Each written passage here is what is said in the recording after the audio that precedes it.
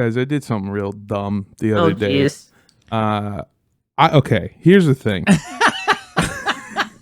God forbid. Ladies and gentlemen of the jury, Listen, I'm a simple man. I might not be a lawyer, but I am a kid who grew up in Southern California around primarily other Mexicans. I thought that I had an experience that was just a typical childhood experience and was regaling some new friends, some content creators that I've been hanging out with about my time as a child. And was not prepared for them to be freaked out at this. Okay. Have either of you heard of going bodies? No. no. Going bodies? Going bodies. No. The country of origin, the Inland Empire, California. Riverside County, baby. Okay. City of vacated industry. Okay. Meth heads, stand up. Okay, the way that you would use it in a sentence is to go bodies with somebody. Yeah, Armando and Mark are going bodies right now. What do you assume that means? I assume that you guys are getting fucked up drunk. This is really interesting. Okay. I assume that you guys are getting blotto. Yeah, Griff, do you I thought it concur? was I thought it was a drinking thing too. I thought it was like a tether, like a waterfall type situation. Interesting. To go bodies with somebody means to have a predetermined amount of time put on a clock, usually about 1 minute to 2 minutes maximum. Somebody, a third party, sets that timer as in charge of that. And then usually in a place like an open field or a boys' bathroom at a high school, two people just absolutely beat the fuck out of each other, just punching each other. What? And the title to go bodies refers to the fact that it's all body shots, no face shots, no below the belt. Okay. You're going bodies with somebody, and this would be done. The story I was telling. Mondo, you broke the first rule of going bodies, which is to talk about going bodies. If it's your first night in the boys' restroom at Charter Oak High School, you have to go bodies. Yeah. Yeah, I remember that I was on the football team, and I was getting my hair cut by another lineman on the football team. Okay. And A lineman in more ways than one. Yes. He was getting you lined up. Yeah. absolutely lining me up. But what he did on accident was he sneezed and the guard fell off of his clippers and he shaved a rectangle into my hairline. And I was so pissed off at him that we agreed to go bodies with each other. For about 1 minute, we beat the shit out of each other, and then I got all of that aggression out of my system. I sat back down, and he finished my haircut. Was it a good haircut? No, because I had just punched the shit out of him. My surgeon did a bad job with the first incision, so I kicked his ass, and now he should be in good condition with swollen eyes to finish my appendectomy. No eyes, just bodies. His kidneys are fucked, but he's Right. fine. Right. That's right. It's just Yeah, bodies, yes. it was a thing that you did where like you could be so mad at somebody, but instead of wanting to stay mad at somebody, you would go bodies. You would go bodies for like 1 to 2 minutes, and then you would get all that anger out of your system, and then you would just go back to being friends. And in that way, I think it is a weirdly mature thing to do. It's better than shooting someone. It is better. It's way better than that, which I Let feel the like is the only record other option.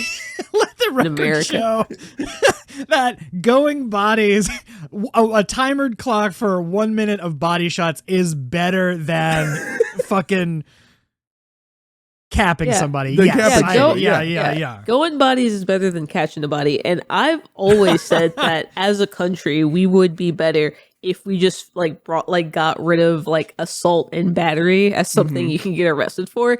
Because I feel like if you could just fight people, the country would be a lot better.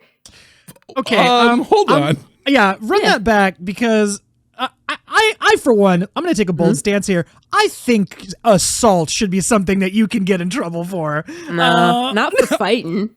Well, hold on. Hold on a second. Hold on a second. I'm actually realizing that if we stick to Griff's plan, I'd become king. I'm king of America. Exactly. Look, all I'm saying is that how much more funny would it be if it was just like, oh my God, Luigi Mangione just went bodies with the CEO of United Healthcare. And he changed his mind. Exactly. No, literally, listen, think about how many disputes could just turn into needless gun violence when instead it could just be two guys beating the shit out of each other for 2 minutes and then they can go back to giving each other haircuts or whatever. Dude, absolutely. Yeah. I make it very clear. Any adjectives before aggravated, domestic, sexual, all of those do not count. This is between two fucking blokes who've got... they've agreed upon the time and the place. I'm talking OG fisticuffs. I'm talking dueling with your hands. Yeah. Bring it back. 10 paces and then put 2 minutes on the clock. We go bodies. Yeah. We go bodies at dawn. You're talking about like Sherlock style, like bare knuckle boxing. Yeah. Like a curly mustache, bald head, fisticuffs, pants up to your nipples, kind of fighting. Tom Hardy and Bronson. Yes. Yes. Exactly. Dick, and you know what? Dick out. Dick out, baby. Fully naked. Yes. Red Fully light, naked. dick out, covered in shit.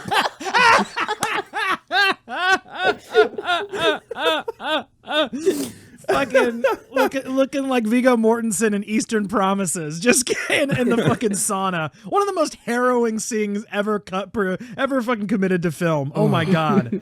How is that so much scarier in a fight scene? You see people like fight, because in John Wick they're fighting with knives all the time and it's like super intense. In Eastern Promises, he's fighting naked with knives, and I am instantly on the edge of my seat. So much worse. It's why it's this like a thin layer of gabardine gonna protect you. Yeah, well, no, it's gonna keep everything from rattling around while you're moving. Sure. I'm mostly afraid I'm gonna take a look down and get hard while I'm fighting. That's my main concern. Mondo's afraid about fighting his demons, and the demons are just bisexuality. Yeah, I went bodies with my deep-seated repressed sexual desires. They fucking tooled me up, bro.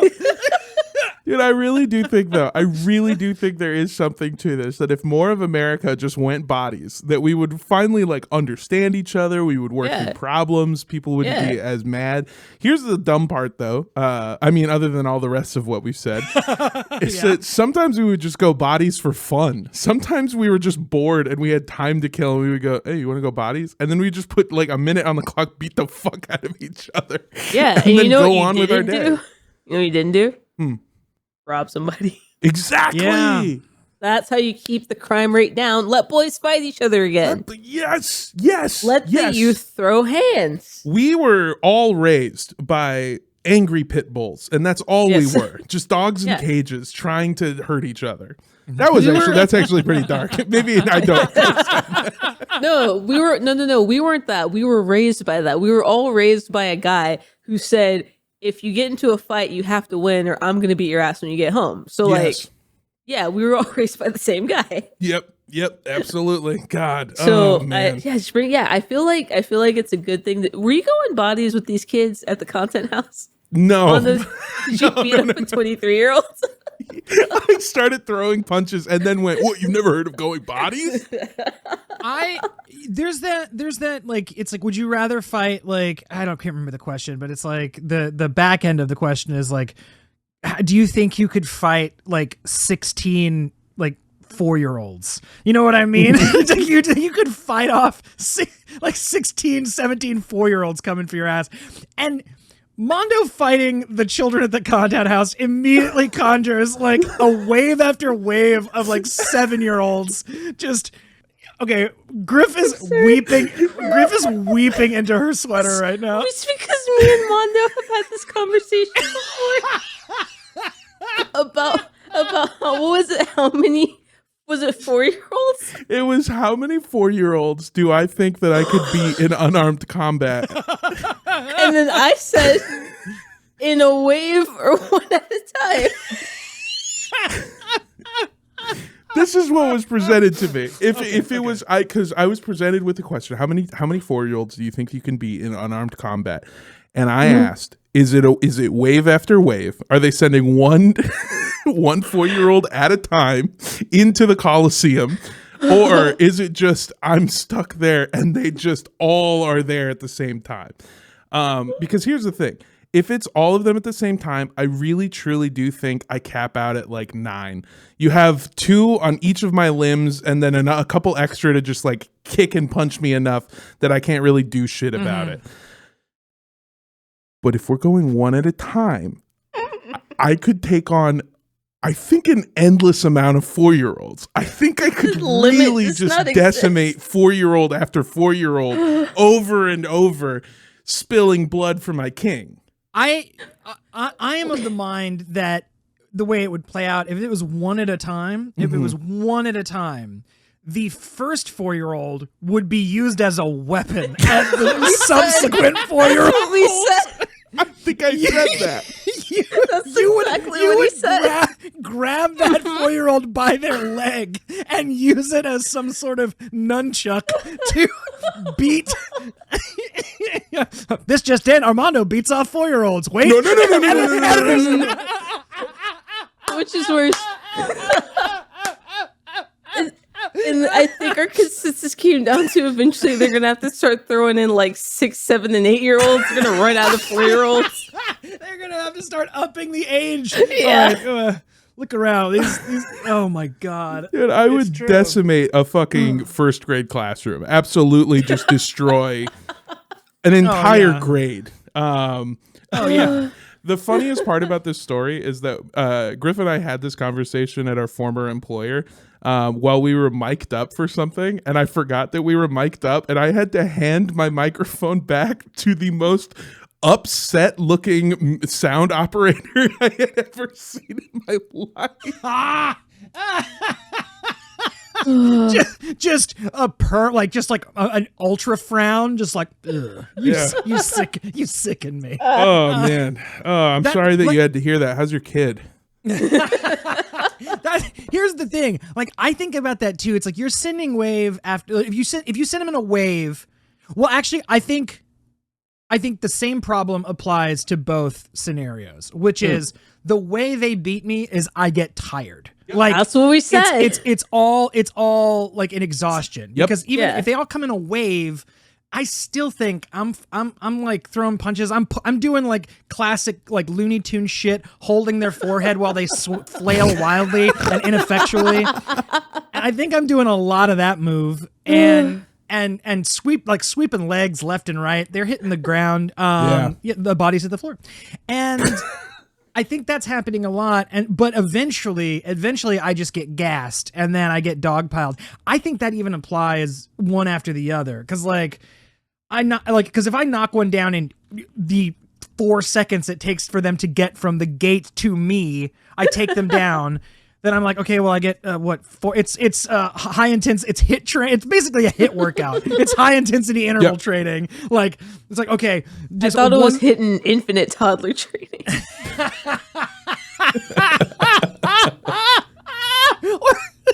Well, name of the episode. Yeah. Name of the episode squared away. Hitting infants training.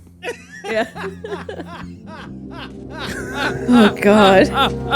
Should we start this fucking episode? Yeah. Oh man. Before I say something I regret.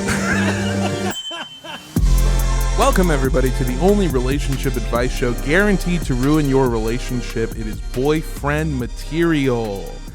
I am your big, strong, going bodies in the bathroom boyfriend. I don't know that any of that is good. Armando Torres. And joining me as always, we have the very small, the very dainty. Hey, wait a second. And hey, that intro's no good.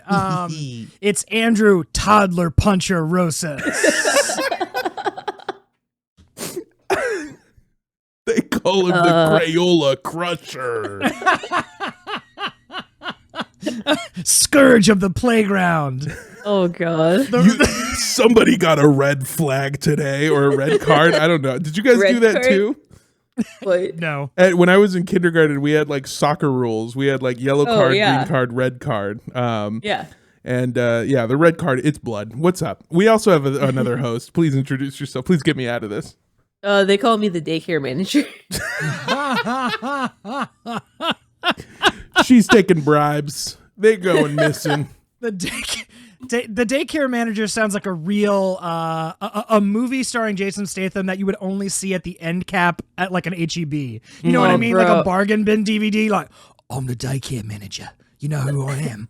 Yeah, and he's, it's like it's a sequel to The Beekeeper, really. Yeah, no, those are some of my favorite genre of movies, actually, which is jacked, roided up guy and like small biracial girl that is either his daughter or the woman or the daughter of the woman who is the romantic interest in this film.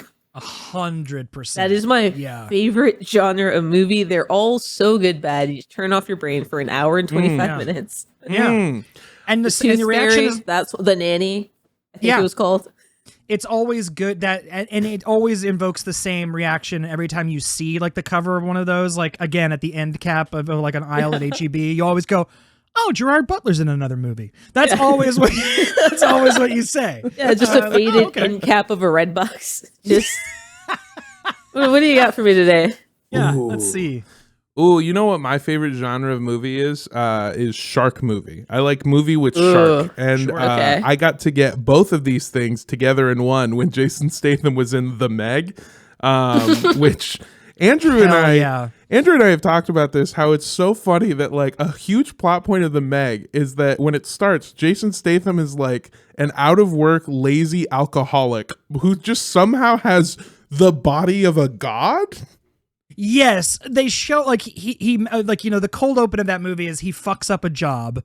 Yeah. And so, but of course they need him back for one last job. And so they fly out to find him. And he is ostensibly a washed up drunk in like Vietnam living on a boat, like completely at his rock bottom, he has an 8-pack. He is guzzling fucking Pacificos and he like you could grate cheese on his abs. Yeah. I'm like, I'm sorry. Also, give me a fucking break. Fuck him, because his quote unquote rock bottom is my like second day of spring break. Honestly, he's not even drinking that much. Right? Yeah, it's like his rock bottom is the plane on the way to spring break for me. Okay. I love that because they show him in like a Hawaiian shirt and he's just like, I'm wasting away in Margaritaville. And it's just so fucking goofy. Anyway, that movie fucking sucks and rocks at the same time. It's awesome. Very much. Yeah, that's my favorite kind of movie. God, they're all fucking good. Oh, man. Andrew, you had told us before we started recording you had a question. I did. I was thinking about this because I was at the gym today, and Nice. they were playing Rush, Geddy Lee, Neil Peart, classic 70s prog rock band Rush over the stereo. Not the choice of on song, got it. And motherfucker hit some PRs today because that shit gets me pumped. Because listen, I was raised on classic rock. KZEP 104.5, San Antonio. And who is that for? No one, literally no one who probably listens to this. Anyway, but the point is, they've got. Listen, I do like Rush. It holds a very special nostalgic place in my heart. They have some absolute fucking bangers. However, they have some songs, including one that I referenced to someone over text, called "The Trees," which is the most embarrassingly unsubtle anti-communist song I've ever heard. They are like hyper capitalists, Rush. And it is so embarrassing to listen to. It's like the most artless commentary on communism there ever was. And the question I was having was, and I was going to post this to social, but it seems, like I said, it seems a little bit too engagement farmy. So I'll ask you, do you have a band or an artist that you really like? They're probably in your top 1% of listens that has a just devastatingly embarrassing track, just like one that like chills you to the fucking bone that they ever released it, one that makes you question your like for them when it comes on. You're like, Oh God. Oh boy. Yeah, Like, brother, ugh. I'm a Little Wayne fan. I got a lot of those. Oh yeah. I already talked about Prom Queen on the last episode I did. Man, I also like, I mean, it depends on what you mean by embarrassed, because I'm going to be straight up with you. I am maybe in the top 1% of They Might Be Giants fans. Yes. And let's fucking go. That's a band, not in the same direction, but that's a band where if the headphone cord got ripped out and everyone heard me listening to any song on their from their discography, I'm mortified. The illusion is snapped. That's not a big, strong, mysterious man. That's a boy. That's a scared little boy. Absolutely. I'd rather the headphones jack come out and people hear me listening to watching porn. Yeah. Than They Might Be Giants. Because then I got something going on, you know? Right. Yeah. Exactly. It's like if you heard someone, like, if the headphones popped out and you heard someone listening to porn or watching porn, it's like, okay, that's normal. That's normal. Yeah. There's plot there. Oh, yeah. If you hear someone listening to They Might Be Giants, it's like, oh, all they do is masturbate to porn. That's Yeah. Yeah. At If least someone's headphone popped out and I heard porn, I think it was an accident where they were like closing tabs and then accidentally clicked on it and then accidentally yanked the thing out at the same time. Or Sure. like their Bluetooth headphones died in that exact second, leading to the worst moment of their life. I'd be way more forgiving of that. Dude, I'm not gonna lie to you. I've practiced it. I've practiced the moment that like my phone connects to a car automatically and just goes, like I've practiced for all of these, and I have the moment. The moment my phone goes, I turn it off and I go, sorry. It's just one of those stupid reels my friend sent me. It was supposed to be like a bug or something. I don't know. It's dude, it's so easy. subtle, so good. You can play it off. Yeah, it's easy to play off. But the moment it rips out and it's playing, the sun is a mass of incandescent kill me. Fucking kill me. Murder me. I look like a fucking school teacher. And I'm not. And that's worse. That's worse. Well, it's Istanbul, not Constantinople. Nope. Yeah, best case scenario, I'm playing the theme song to Malcolm in the Middle, and then it's like, the fuck, loser, weirdo, okay, whatever. Again, more forgivable. Definitely more forgivable, but still kind of strange. Even to be like, were you just watching Malcolm in the Middle? What the fuck are you doing? Well, life is unfair. Yeah, so that's different direction, but that's mine. And again, as a rap fan, you just have so many of these. I mean, I used to be a big fan of Drake. I used to love as a Lil Drake Wayne. fan, it's L after L after L. Like, it's his albums have been diminishing returns since, I want to say, Scorpion, where I am less excited. Each album that Drake drops puts him further and further down my Spotify like recommended thing. Like, and the first time that happened was the one that he released that looks like a death metal album on the cover. What was that? It was like an electronic album. What album was that? It looks like death metal, like tree font. You know what I mean? About honestly, never mind. I don't know a single song off of that. The one that's like the emoji cover. That's Certified Lover Boy. Yeah, it was certified. Yeah, and then obviously his most recent offering on Valentine's Day, "Some Sexy Songs for You," spelled with $signs. Yeah, is the most cringe thing I've ever been subjected to. So that's low hanging fruit. My real answer is the song "Good Time" by Carly Rae Jepsen featuring Owl City. It is her worst song. She makes perfect pop music. It is like the purest, like whatever like the cocaine in the 80s was made out of compared to the cocaine now. That is what her pop music is like in the genre. It's just like delicious. That song makes me want to die, and I don't know if it's the song's fault or if it's Owl City's fault. Owl City is truly like, first of all, a name like very truly and honestly. You know, he was 35 when he made that song, by the way. Yeah. Yes, absolutely. That's too old to be making that song. Owl City is one of those bands that when you say it, every time anyone says it to me, I genuinely go, that's not a name I've heard in a long time. Like, it just really takes me back. And also, like, dude, to be like so clearly 2011 coded, like very close, 2012. Yes, 2012, dude. The music, any music he makes, it just is 2012, no matter when he makes it. it's even like I'm looking at the lyrics and it's like it was that time of like Obama got elected for a second time, unbridled optimism within like millennial culture, we're gonna live forever, type beat. Because it's just like, oh, woke up on the right side of the bed. What's up with this Prince song in my head? And I'm like, kill yourself. Everything's bad now. I can't even like. I hear this song and it sounds like it comes from a parallel world where like nothing bad has ever happened. Freaked out, dropped my phone in the pool again, checked out my room, hit the ATM. What does that mean? What does that mean? It means nothing. But he's so happy about it. Like. I can't. It's just a song that pisses me off when I hear it because I'm just like, wow, what a charmed life this 35-year-old man lived up until this point, and probably now too.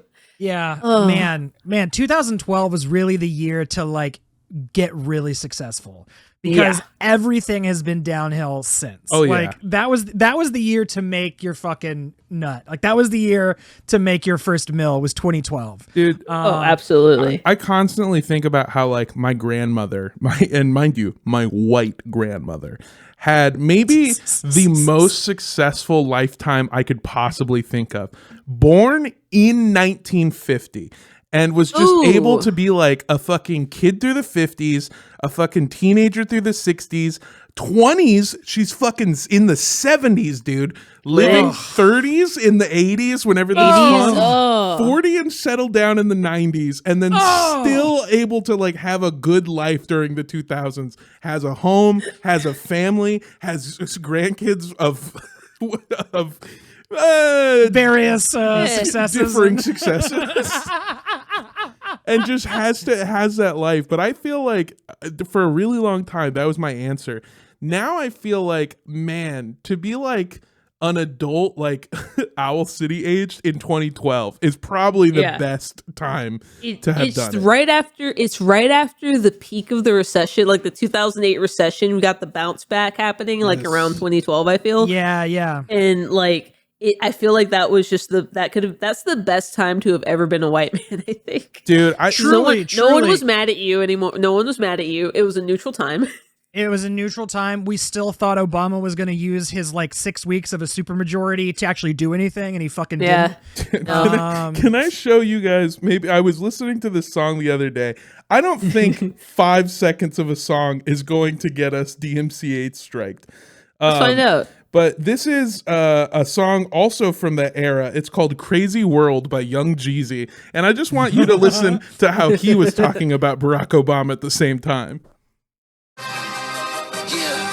Y'all better vote for Barack Obama. A black president is shit, nigga. It's so literally a black president and shit. Can you believe that? That's crazy. No. Oh my god, just such a different. I listened to this album. It's literally called The Recession. I listened to this album so much, and so many of the songs start with him being like he clearly made it throughout the Obama campaign. That song's second, and he's like, y'all better vote for Barack Obama. Can you believe this shit? A black president and shit? Nah. And then at the end of the album, he has a song called My President is Black, where it's my president is black, my Lambo is blue. Oh, man, I love Jeezy so much. An icon. You want to help some people out? Yeah, absolutely. All right, we've got 2 wonderful questions, and I'm going to preemptively apologize because they're a little long in the question, but I tried to pare them down as much as possible, so let's get into it.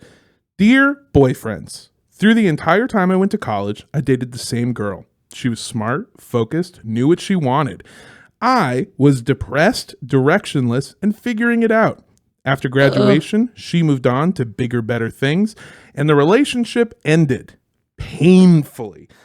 I was blocked, and we went no contact. Fast forward to now, about 13 years later.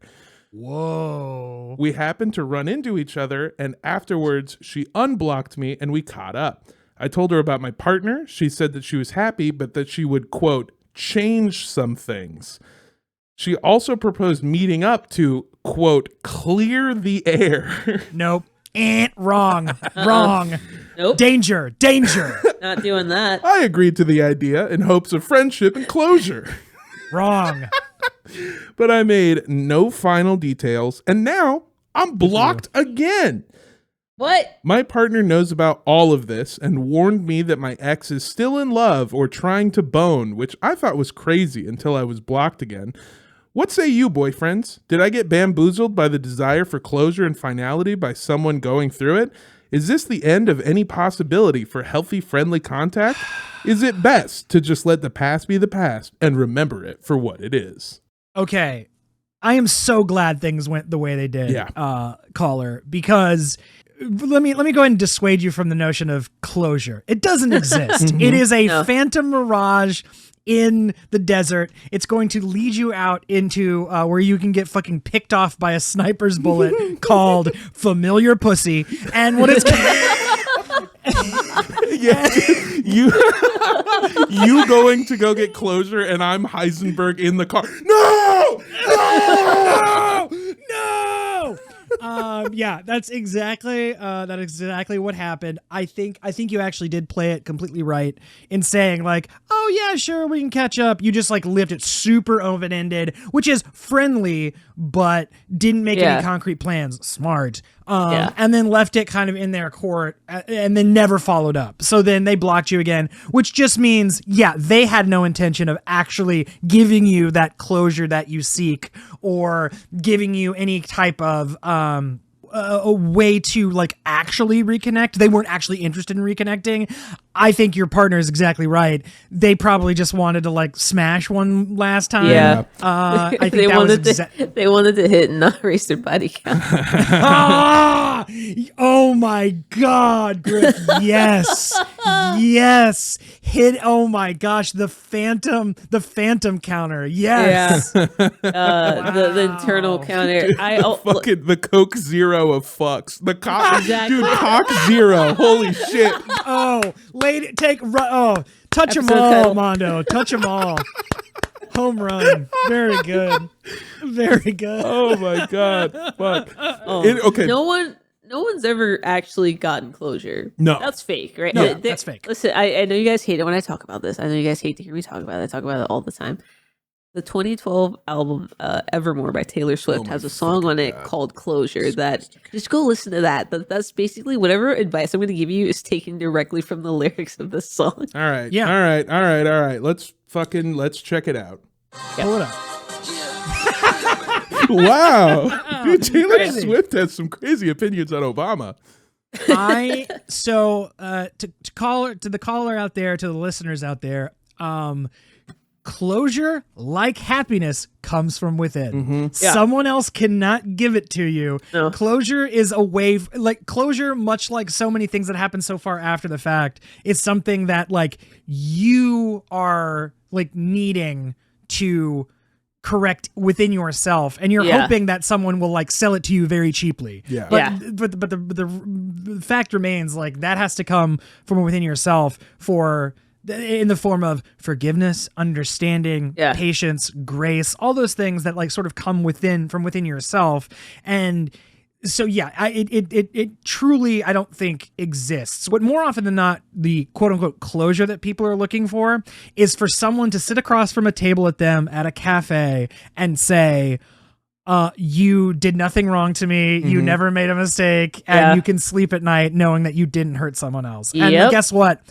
That shit doesn't happen, because if you invested in somebody and like you were emotionally connected to somebody and things end, which is painful, there's nothing ventured, nothing gained. Also, that's the cost of doing business of life and being in love. So the only conversation you're gonna have with somebody where you get closure from a past relationship is with, honestly, a therapist. I feel like. Bing, bing, bing, bing, bing, bing, bing. That's correct. It's gonna be like Andrew said, it's gonna be working through your shit. But like, dude, there's literally no winning with years later having like a catch up with a partner, unless and this is a huge unless you guys have achieved closure on your own. Do you know what I mean? Like if if you guys went off, branched off, played in different servers for a while, and then you both leveled up to a point where you're able to come back and like have a conversation in the game lobby or whatever. I don't know. This analogy's run away from me. But if you're able to do that, then there's a chance at keeping this friendship, this sort of like relationship platonically. Otherwise, again, there's no if you're searching for closure, I hate to say it, I hate to throw you under the bus too, buddy, but like if you're still looking for closure in this, there's a possibility that you get wormed back into it and make a decision you don't want to actually make. Correct. Yeah. Again, you get pussy sniped in the middle of the desert. You get truly pink misted. She fucking pussy snipes you, does a Fortnite emoji. The analogy's back. It's back, baby. I just want to say that you talked about getting sucked into the pussy of it all. I'm gonna say the thing that's more likely, which is she was trying to assuage her own guilt about doing something to you that you probably blocked out. Yeah. No, I mean, she might have been going for the same thing, that closure. Just have you sit across from her and say, you did nothing wrong. You didn't actually hurt me. I've moved on. Things are good. Like, you can sleep at night. Like, she might have been also looking for that. You didn't probably give that to her and didn't follow up on plans. Blocked immediately. I've been reached out to for the closure talk from someone who treated me like dog shit. And all they want is for you to be like, I'm not mad at you. Yep. It's okay. Absolutely. We were young. Yeah. And it's like, no, you were a fucking monster. Yeah. You know what closure actually looks like? Closure actually looks like you alone seeing this other person post something on Instagram, and it's like a happy moment with them, with their kid or their dog or their partner or whatever. And you internally, genuinely, and without any kind of reservation go, I'm happy for them. Yeah. That is what closure looks like. Yeah. And it has nothing to do with you getting it from the other person. No. That happens in you. That is what it actually looks like. Now, that's one form of closure, but I have an alternate win strategy. Okay, right. Counter offer. How about this? Let me peel you off one of these. Alternatively, you fucking glow up. All right, you get absolutely fucking stacked, fucking just like absolutely built. You hit Jason Statham's rock bottom. You know, you get fucking cut shredded. You go back and listen to our previous episode on how to get on Raya, which is 100% not clickbait and definitely a real episode. And you find yourself the most famous, beautiful person possible. And then you spend your entire life winning and trying to do posts to make all of these people that used to be in your life, including this past ex, jealous of how awesome your life is. Now, here's the one drawback on that. You will never be happy. You will truly. It'll haunt you to your dying day. Yeah. You'll never have it. But okay, keep going. But you will have this sense of, I won, I'm better than them, and my life is so much better. And if you can't tell, this is satire. Literally living that thing and like wanting that. I mean, we've talked about it a million times, right? That like the past is always so much better because our brains are the best movie editor ever, right? Like, absolutely. We cut out sometimes years of things that happened in order to make this movie play better as a rom-com in our head. Forgetting the deleted scene where like she left me at a party because I was drunk and she was mad at me for being drunk, but really I had the stomach flu and I wasn't drunk. I was violently ill. And another friend gave me some anti-nausea medication and helped me hydrate. And then in the morning, I still drove over there to get yelled by my partner at the time. Fucking sucked. A memory that like I chop out every time. I'm like, man, we were good together. You know, like, don't trust the fucking movie in your head. It's fucking terrible. And I know we've harped on this 1,000 times, but like to put it in the dumbest, cheesiest way possible, the only way you guys can ever be friends again is if the version of you that you both were when you dated has to die. And I mean, Yeah. like, Yes. yeah, you have to, Yeah. what is it? The Edit. 1,000 deaths, you die all the time, or little pieces of you chip away, ship of Theseus. Oh, you mean the hit? You mean the song "Death by a Thousand Cuts" on the hit 2015 album "Lover" by Taylor Swift? Is that what it's about? Okay. All right. I thought that was about her fighting 4,000 4-year-olds. 2-year-olds that were only armed with paper katanas.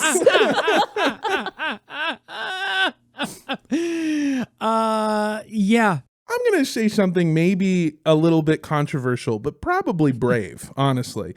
Okay. Yeah. I truly Go on. think that, like, even the ones that I'm friends with, I am glad that I've kept friendship with some of my exes. However, I don't think the friendship you have with the person you used to be in love with is ever good. You know what I mean? Like, it's No. never like, they're not like, none of them are my best friend. Even the ones that we have a friendly relationship with, that we talk, and like Andrew said, because that's right. The moment that I knew I was over somebody is when I saw them with somebody and just felt like instant reaction, no gut punch, no like hurt, nothing, just an actual genuine like, dude, hell yeah, that's awesome. Yeah. And even through that, like, I don't think I've ever, like, those friendships aren't as good as my normal friendships. Like, they don't give me anything that I can't get from a friend. Well, I would say that one of my best friends is my ex. Mm-hmm. Sure. No, not impossible. But that might just be on lesbianism. I think, yeah. That's on that lesbian tip. I think, well, Yeah. I mean, lesbianism, yeah. being gay, especially in where you've lived, it's kind of like serving together. I mean, Yeah. in more ways than one, you're literally serving together. Yeah, I think I'm at like every other ex I don't talk to. Yeah. You know what? You're on like the odd numbers or whatever. Yeah, like every odd ex is like a gone out of my life. excommunicado. Yeah, The only that's funny. This is, I hate to draw the comparison, but the only ex that I really am pretty good friends with is somebody who is also Mexican and has dated primarily after me white people, where there is a bit of kinship in that, just like, dude, I had to explain what a fucking elote man is today. It shocks. Yeah, I think, like, you know, I consider myself pretty fortunate because I am friends, if not friendly, with most of my exes of significant impact. And I would say for the most part, again, it's like, it's friends. It's like friendly, checking in. How are you? Am I gonna go on like a group vacation with these people? Probably not. Although I have 2 of them on the same vacation. What? Mike, okay. We what went on the cruise. White Lotus ass bullshit is Oh, this? the gay lotus. No, listen, it's not impossible, but I mean, brother, you better be going to therapy. You better be doing like significant self-work and like, you know, being able to sort of like handle your shit to do that. But again, like, you know, it's not impossible. It's very difficult. Expert. You're playing the game on expert at that point. MIO. Okay, I see what you're saying, but there's a flip side to that coin. Let's say let's say that we both get into breakups around the same time, and now it is on. Never look. Never detach yourself from pussy that you can take in 30 seconds when the heat is around the corner. I don't know. This is nothing. This is nothing. Well, look, what I'm trying to say is that she's got a great ace. Okay, that's it. I'm done. This explains the Princessa Toxica sticker on the back of Mondo's car. The clues were there all along. I gave you all the clues, Mr. Felice. All I'm saying is that I don't and again, this might just be a personal thing. None of the friendships I've ever had with exes, even the good ones where I feel like everything is good and we talk. And also, again, yeah, because that's the sad part, right? Somebody really, truly, honestly understands you and sees you, and then that just goes away. That sucks. Yeah. But I feel like, and maybe this is just me, but I feel like I've made friends with people that I have that with also, and I don't need necessarily that from a person, you know, whatever. But maybe that's just me because I overshare too much with my two best friends, Griffin and And we do it on such a public platform. I know. Yeah. There's really not much that we cut out of this episode. So I guess what I'm saying to all the listeners out there, we can never be friends. No, you know too much. No, I think it also is. I would think it also is proportional to how like serious the thing was, because like, you know what I mean. Like I have quote unquote exes that was like we dated for like a year, and then I have exes that are like 5 years, 6 years. You know what I'm saying? So it's like, though the sort of more time, the more sort of exposed, the more vulnerable you are, the more that you are revealed. And I mean that in both like good and negative ways. Like you will be exposed if you are open and honest and yourself with another person. Yeah. Which is again a very like scary, but also ultimately uniquely human thing to do. And part of what makes this so unique. But anyhow, that also I think plays into the ability to find something beyond that later down the road. Like, does that make sense? It does. I guess what we're trying to say here to wrap it up is that yeah, you shouldn't. Yeah, you did the right thing in getting blocked a second time, and your partner was, if not like on the money, in the right direction. Certainly, that closure is a lie. Closure in the way that you think of it is a lie, and it's good that you didn't ever meet up with this person. Yeah, and I'm gonna do you one better. You know what you need to do? You've been blocked. Can you block someone that blocked you, or they don't show? You gotta up? wait for the window. Oh, you gotta wait for the window when they unblock you. When they unblock you, and then again. you block them and then back, you fucking block them. And the second if she starts sniffing around and unblocks you for any reason, Uno reverse card. You block them immediately. Yeah. Sweet. Oh man, that's gonna feel better than anything. Any closure you're looking for, they unblock you. Bam! Slap that fucking hand of 4 kings on the table. Yeah. All right, we've got another question lined up this week, and this one makes me very giggly. My boyfriend is too wet. What's his at?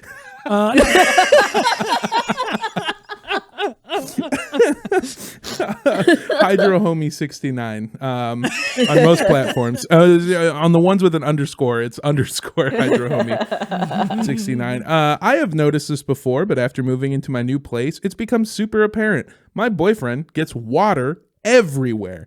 When washing his hands, when cleaning dishes, when getting out of the shower. It feels like he's letting water splash a lot or just letting everything drip off onto the counter. My hand towels feel like they are constantly damp. Not just the expected moist with puddles around every sink. Oh, God. Oh. There are similar details I've noticed, like letting the hand soap drip down the bottle onto the counter. My boyfriend is not messy or unhygienic, and his apartment is usually clean. It's just there are some areas that he is not as detailed as I am. So here's a question.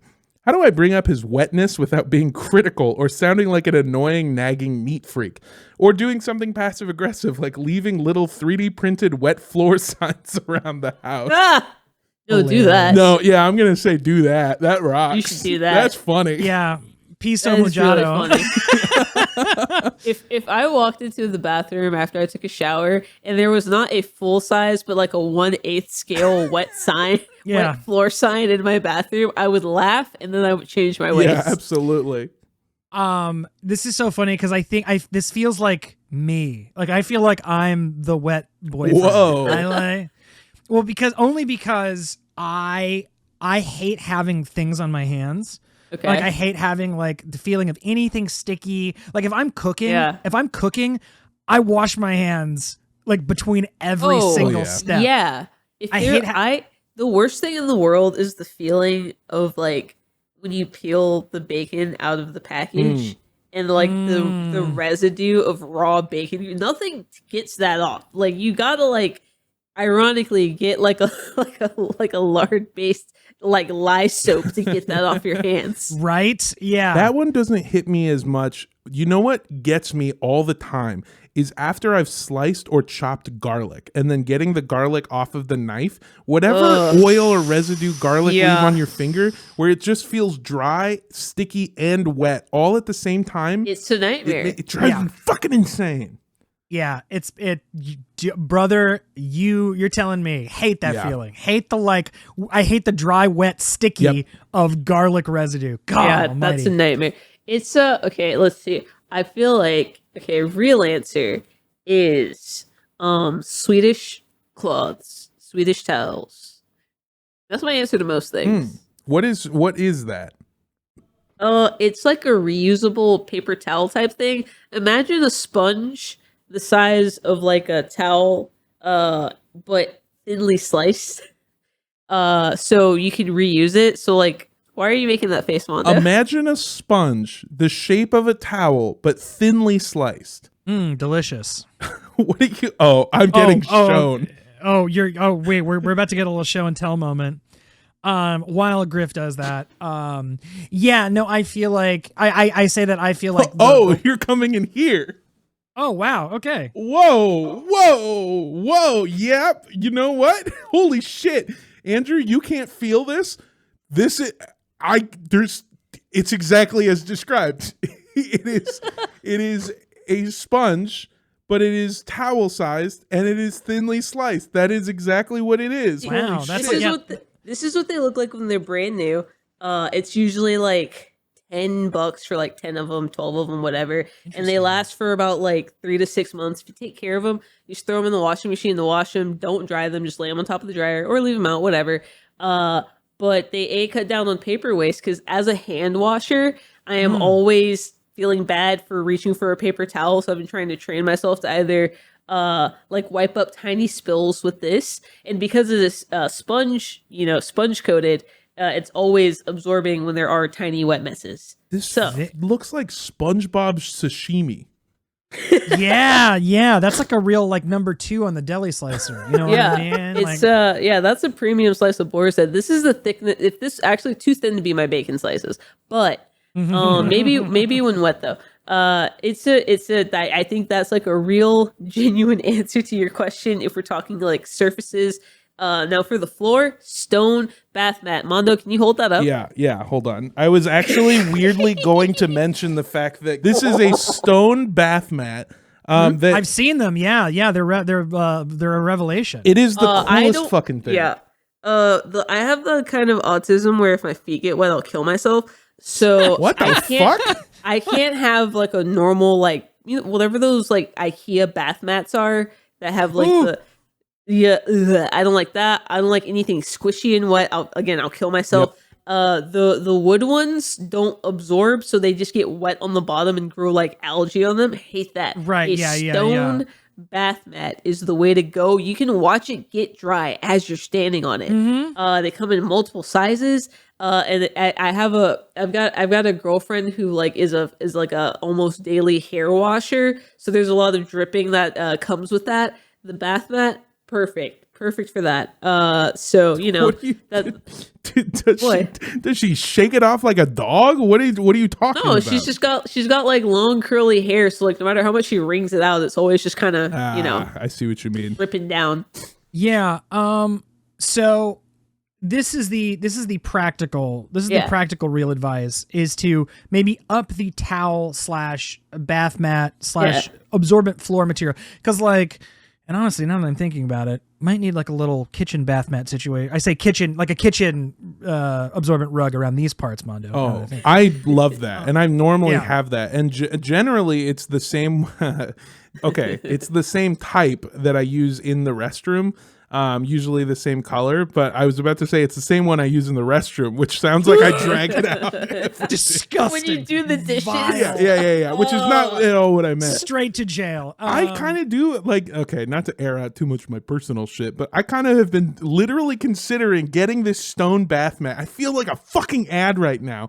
Is it because you stayed at my place? It is because I stayed at your place. And it's because, okay, so at our house, we have a bath mat that works for the first 3 times. And then there's this thing in our bathroom, because there's not too big of a window and the ventilation kind of sucks, that it just kind of gets a little constantly always wet. Moist. And then you remember, the last time anyone took a shower in here was 13 hours ago. Why is this still pretty fucking wet? And that feels gross as shit. So I kind of been already considering getting this. These are good. These are good tips. Can I hit you with something else though? Please. Lay it on I've us. been too sincere. Slip on the puddle and sue your boyfriend. Bingo! Ding, ding, ding. You're gonna get fuckman's comp. Yeah. Oh my god.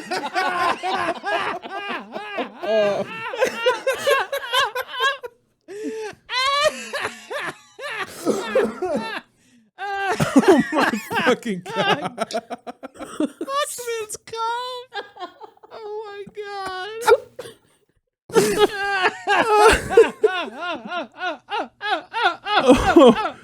Oh my god. Now I cannot stress this enough. You're gonna want to practice a lot. Like you're gonna want to go to a one of those bounce house places, the jump with me like stuff where it's all trampoline.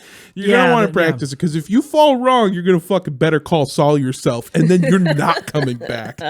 Yeah, just start watching a lot of RuPaul's Drag Race and learn how to dead drop. Yes. You're gonna want to do that on the floor. Oh man, yeah, That's absolutely Jesus. right. Yeah, Dude, 'cause- and do it quick, because Trump's getting rid of OSHA. So you should probably do that sooner rather than all later. precedents are going out the door.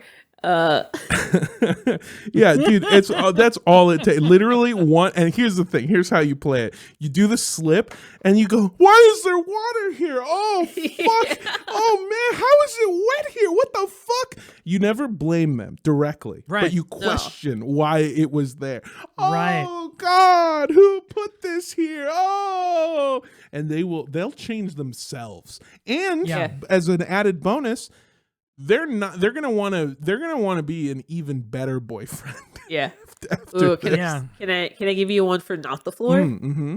I need you to buy something that he knows nothing about. Mm-hmm. And I need you to tell him how excited you are about it, how amazing it is, how perfect it is, how wonderful it is, how expensive it is. And then I need you to 24 to 48 hours later go, it got ruined. The counter was so wet, and I placed it on the counter, and it just got absolutely destroyed. It was a one-of-a-kind art piece that I had to join a Patreon for 3 months to be able to buy it, and then they mailed it to me. They mailed it to me from New Zealand, and then I got it. And when I brought the mail in, and I put it down on the counter, and the counter was wet, and it bled through the envelope and the protective packaging, and it ruined my. This is a thing that happened to me, and it ruined my one-of-a-kind art piece. It didn't change it didn't work in my case, but the person that you're dating might actually care about you, so maybe they'll change their ways. I'm sorry. Fucking line read of the century. This happened to me. And just rip from the headlines. I think I have it framed somewhere because this is so fucking wrinkled that I couldn't. Okay, so the funniest, oh god, it fucking killed me. This thing was so funny. Is like the details started getting so intense that I was like, "There's no way this didn't happen to you." Is this cat piss all over again? Oh, this is cat piss all over again. Oh my god. Yeah, no. Hey, caller. There's a reason I have the stone mat and the fancy towels. All right, there's a reason. It's my lived experience. Jesus Christ. This is another week of. Did I write this question? Oh my god. Oh my Fuck fucking me. Christ. Yeah. Yeah. Yeah. Also, all of these things, again, they have the added benefit of it buffs your boyfriend. They become better because they want to work back from having ruined it. This, what you've outlined, I know this really happened to you, and I know that it was genuinely an accident when it happened. But to do that on purpose is maybe the most devious thing I could ever think. Yeah. Yeah. Am I the baddie? No. Because to you it happened on accident. You didn't ask for that to happen. No. But caller, you could be the bad. With this knowledge, you could. What is reverse? Nice. Yeah, what is reverse weaponized incompetence? You're just a CIA operative at that point, I think. You need to overthrow the democracy of your own relationship. Oh my God, Jesus. Yeah, I mean, I think the real answer is really truly sort of a mix of what Griff was saying about like upping your towel game, upping your sponge game. What are these called again? Swedish towels, I believe. Swedish towels. Okay, yeah, go to IKEA, hit this up, get a couple of meatballs while you're there. I would not recommend getting them from anywhere if you can't buy them in bulk. Okay, by the all way, right. yeah, do not pay more than $20. It should be like a dollar a piece maximum. Yeah. This is absolutely right. Genuine answer. And here's something that awful, because I know you're worried about feeling like you're nagging or like, you feel like you're nagging for simply asking for something that you want, which shouldn't be kind of viewed as nagging. This is like something that like bugs you. So it should be something that you feel comfortable addressing with your partner. So yes, absolutely have like a discussion about it. I think you just need to have a talk about it. Yeah. But you can, and this is like the cool thing, and this is how dumb boys' brains are. If you like, hey, here's a problem. This is what's bothering me. But you introduce a cool thing into the mix. Oh, and yeah. You're like, hey, this is kind of bothering me. This is, the water everywhere. But here are these cool sponge towels I got to like help the situation. That's a way that like it looks like, and it doesn't just look like, you are like cooperating to like alleviate the situation and make it better for both of you. And the other person, I don't think, will feel as like attacked. And again, this isn't really like an attack. Like I think you have a legitimate I say argument. You just have a legitimate position from where you're coming from. Yeah, so this isn't. And I think a good partner would just listen to that. This isn't like one of the big things about your predicament is that it's not like, hey, the way you breathe sucks. It's not like a thing that you'd fundamentally have to change about a person. Let me hit you with this and see how you guys feel about it. This is not a wild thing. This is a genuine question. Okay. Do you think in bringing this up, it would be helpful, or do you think it would hurt to be like, hey, I've noticed that we have been leaving like a lot of like weird puddles of stuff. Like when I wash my hands, like I like the water gets there and it just kind of like bothers me. I noticed that I was doing it, that you do it sometimes too. So I bought these things to like cut down on it because I didn't realize that it was like affecting me, but I think it like kind of, it's like a weird thing that sort of drives me crazy. Anyway, we've been doing this. I got this new thing.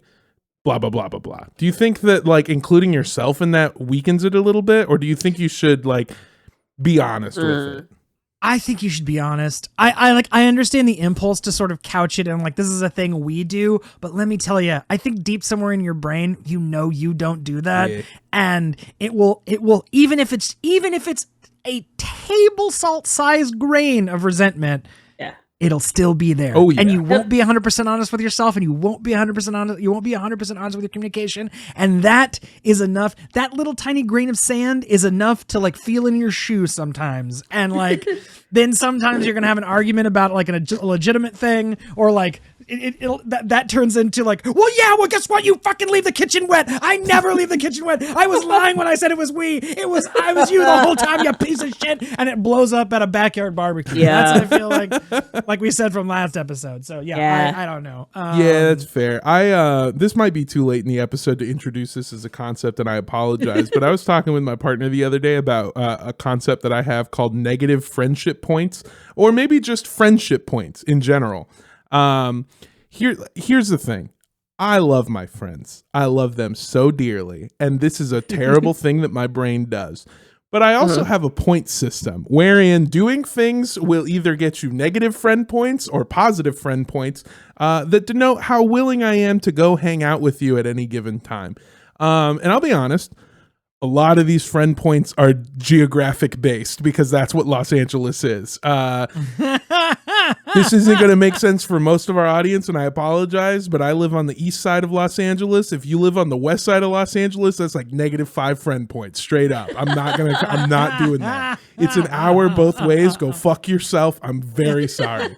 If you're inviting me out to a place with street parking, go fuck yourself. That's -10. Yep. Yeah. And 16 even in my book. -40 if it's street parking with meters that I have to like remember and keep track of. Yeah.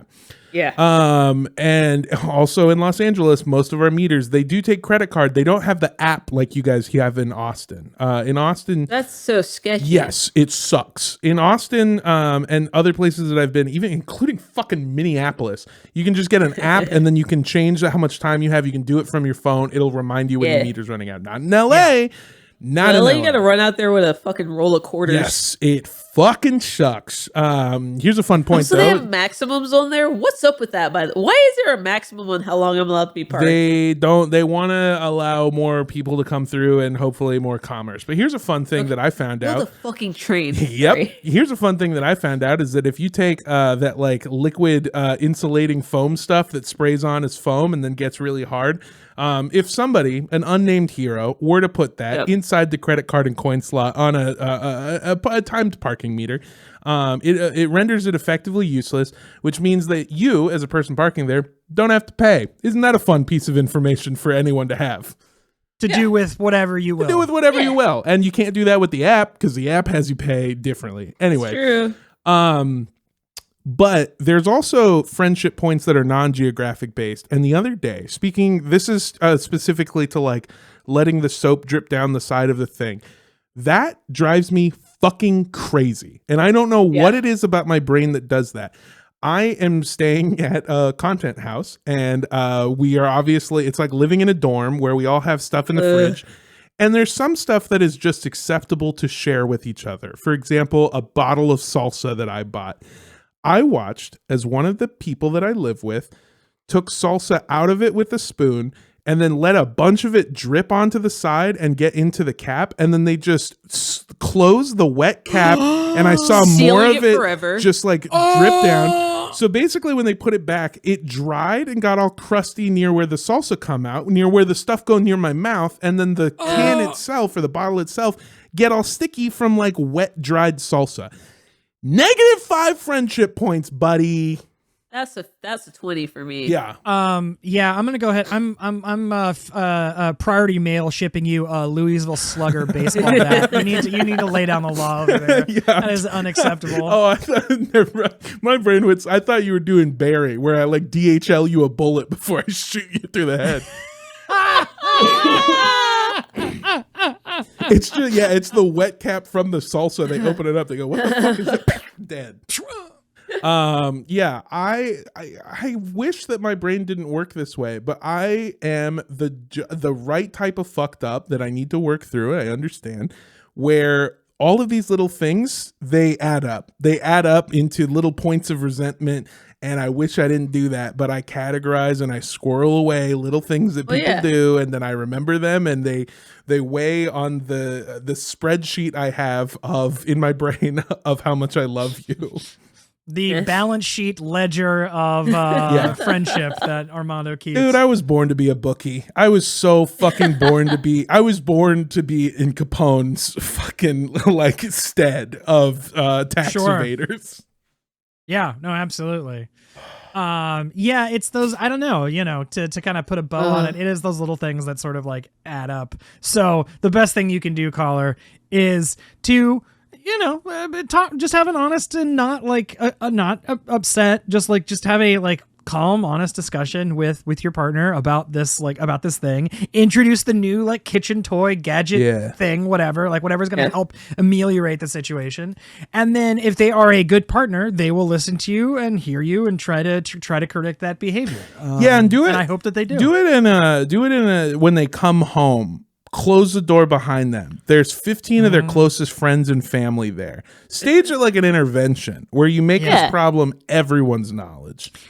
And I was going to say, if you could actually do it in a pink bathrobe with curlers in your hair holding a rolling pin, that would really mascara smeared. Crying baby in one arm, cigarette hanging out of the mouth. Longest trail of ash you've ever seen. Oh my gosh, a 3-inch ash on the cigarette. Impossible. Defying physics, that ash. She's got a great ass. Okay, never mind. I'm sorry. I am so sorry. That is the answer. We've gone on it so many times, but it's the conversation with the solution is so good. That's so solid. So good. As a piece of shit boyfriend, if that was brought up to me, that's how you get me to change my shit, to stop my little picadillos, my little weird shits that are not fun or cute. But you know what is fun and cute? Patreon.com/MidnightSnackTV. Oh, look at it. It's adorable. It's so cute. It's where Armando's eyes. It's where listeners of this podcast can support us boyfriends by subscribing at the $5, $10, or $69 tier. Yeah, because if you do that, you get bi-monthly, and that means twice a month, and it fucks guy and girl months. You get bi-monthly readings of erotica from Andrew Sweetmouth Roses. That's what they call me. Coming out, it felt bad. I'm gonna be honest. But going in feels so good. Right, save it for the Patreon people, please. We'll give it to them for free. That's right. That's a little first taste is free. Yeah, exactly. Get them hooked.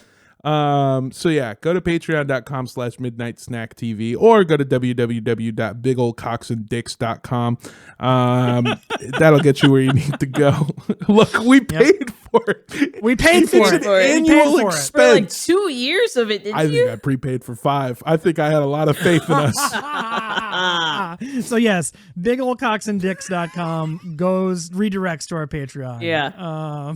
We're so dumb. Fucking stupid. If you want to find me on social media, I'm very easy to find. I'm at Mondo Does Stuff. MANDO Does Stuff, all one word.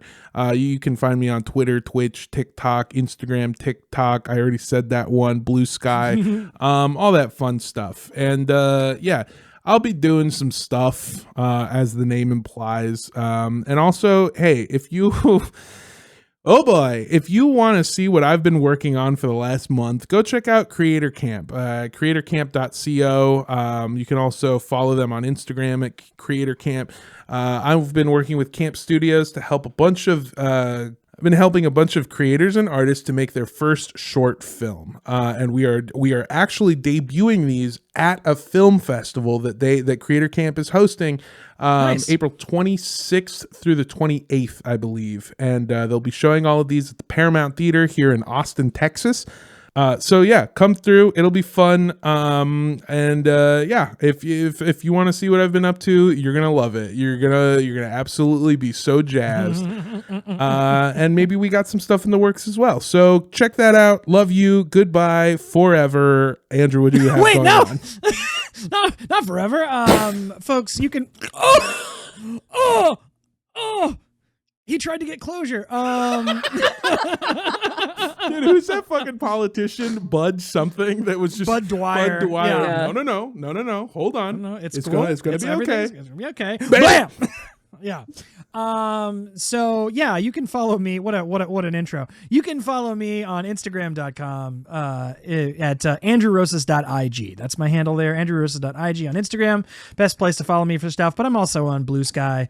And Yeah, I think that might be it. That's what I got going on. And then I mentioned it last week, but I don't think it's out yet. But just keep an ear to the ground because I will be playing JFK on an upcoming episode of Good Morning from Hell. Friends of the show, Blaine and Chris's wonderful podcast.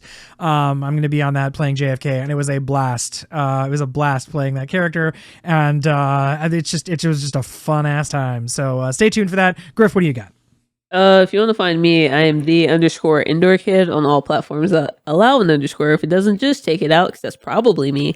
I don't have anything to promote except for I'm going to be on Good Morning from Hell, and I'm going to be playing RFK Jr. So Yes. I'm joking. Can you imagine? I can't do the voice. I'm not going to be I got an unofficial ask. So if anyone wants to put in the Discord what they think I should do, I have no idea what I want to do. The only thing I can think of so far is a Joe Rogan style wellness influencer who has only done things that have caused people to die, much like RFK Jr. That's really funny. Yeah. I'll give you a pitch right now. You know, water doesn't even really hydrate you. That's true. You don't need it to live. That's just like a lie that big water tells you so that you'll drink fluoride. Yeah, I was gonna say maybe like some sort of cookbook for like bears you find on the side of the road or something. I don't know. That's very funny. That's really great. So yeah, stay tuned for that too. That's awesome. Yeah. If you're wondering how to do the RFK voice, you just get the flu and then like always have phlegm in your mouth. See, I was thinking of getting a fan and just talking into it in front of the mic. Yeah, honestly, to me, RFK sounds like a fucking a creeper from Minecraft. Oh man, do you guys remember how he said that his wife killed herself because she was on antidepressants and it had nothing to do with her finding a journal where he talked about the 37 women he cheated on her with and then blamed her for the cheating? Oh! I think about that a lot. He's the head of our health department in America now. Yeah. So I guess what I'm saying is we'll see you all out there in the farm rehabilitation camps. Yeah. Yeah. See you out in the fields, everybody. Get ready to toil. Let's toil together. Let's toil together, See boys. you next week. Bye-bye. Bye.